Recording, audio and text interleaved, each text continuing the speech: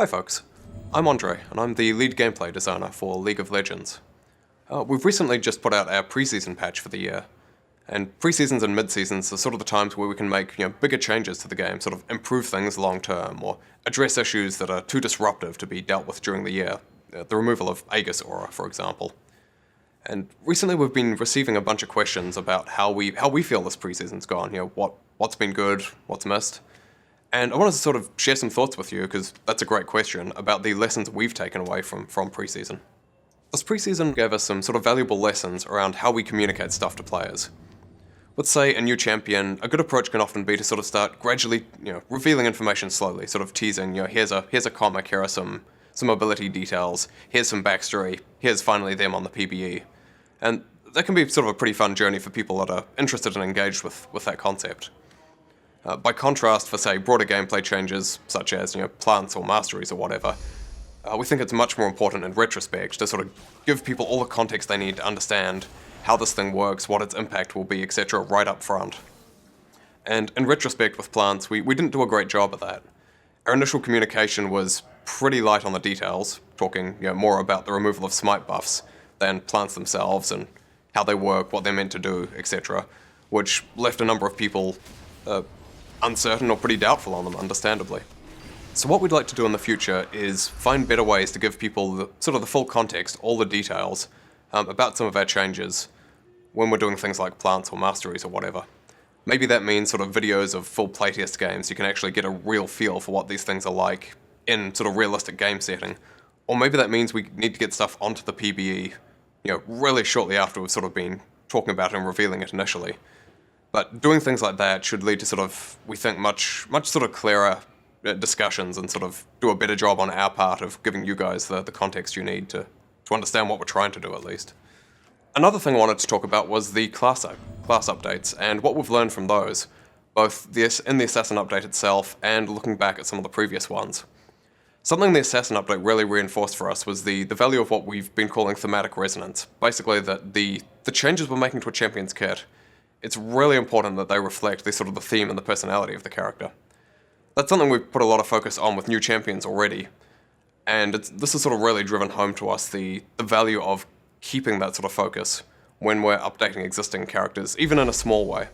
Things like the wall jumping on Talon, or the blade pickups on Katarina is both really well tied in with their theme, their personality, the sort of feel you get off them.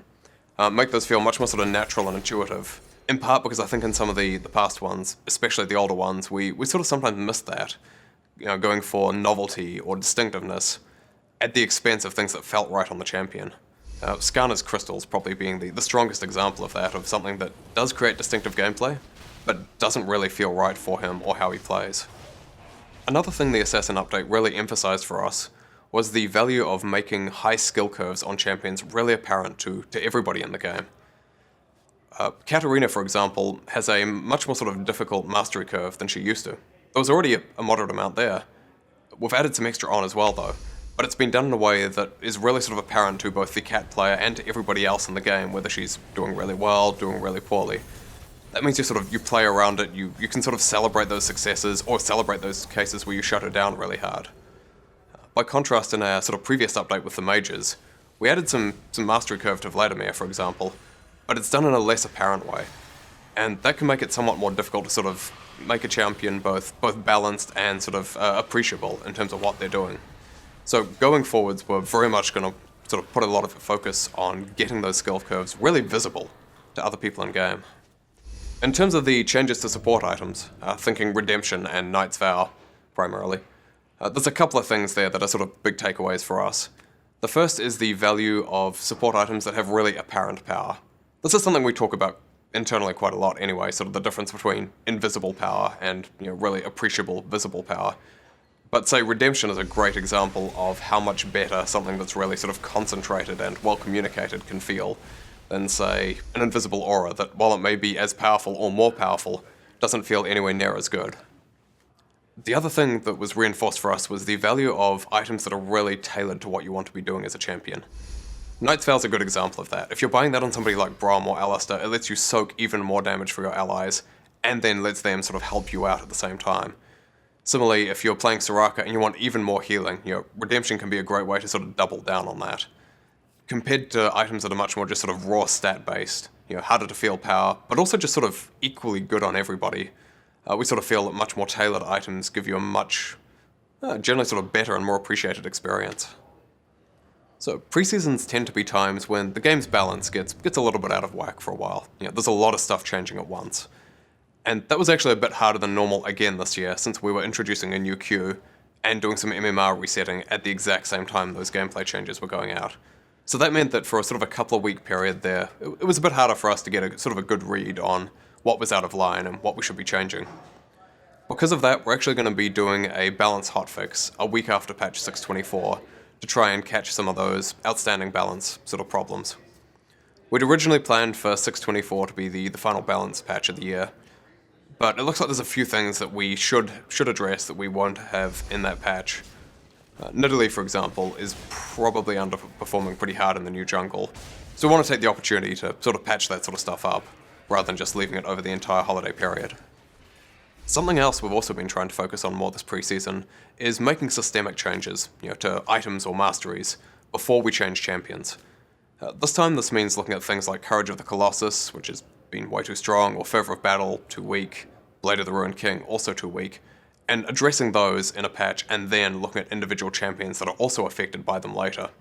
The goal there is to not, overly nerf a champion when the item was actually the problem, or, overbuff or fail to buff a champion enough when we should have been addressing that sort of foundational stuff first. Finally, this preseason has also been a really good reminder to us of the value of getting people from outside of Riot in to playtest our content really regularly and consistently. In particular, sort of the right people who have, deep knowledge of the champions we're reworking, or a good understanding of the game, who can deliver that feedback in really, sort of constructive and useful ways. Skara on Katarina was a really great example of that. He's played a lot of Cat, he understands the game well, guy communicates really well too, and we got him in to play a couple of work-in-progress kits, which was really helpful, both as sort of a gut check on, hey, where are we going, and what sort of impacts do we think this sort of stuff will have. That's something we're going to be looking to do much more consistently next year. It's something we've done intermittently in the past, and I think would benefit an awful lot from sort of really focusing on more in the future. So those are the big things that have been on our minds in terms of sort of lessons from gameplay changes in this year's preseason. We're certainly not done in terms of follow-up work for it though. We've both got some more balanced stuff coming shortly, and then a bunch of sort of both balance and tuning sort of follow-up early next year. I hope this has been a sort of an interesting and helpful look at some of the stuff we've been thinking about, and thank you for watching.